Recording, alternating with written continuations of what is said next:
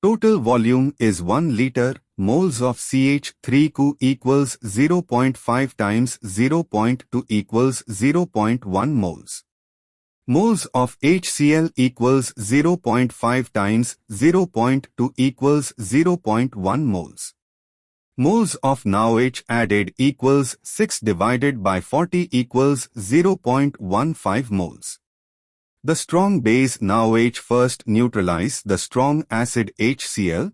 0.1 moles of NaOH consumes 0.1 moles HCl. Remaining NaOH equals 0.15 to 0.1 equals 0.05 moles. This then neutralizes CH3CO. 0.05 moles NaOH reacts with 0.05 moles CH3CO to form 0.05 moles CH3CO. Remaining unreacted CH3CO equals 0.1 to 0.05 equals 0.05 moles. The solution is a buffer with salt equals acid.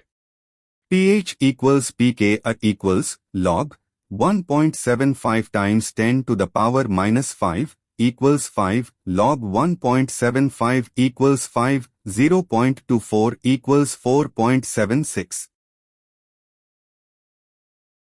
The answer is 4.76.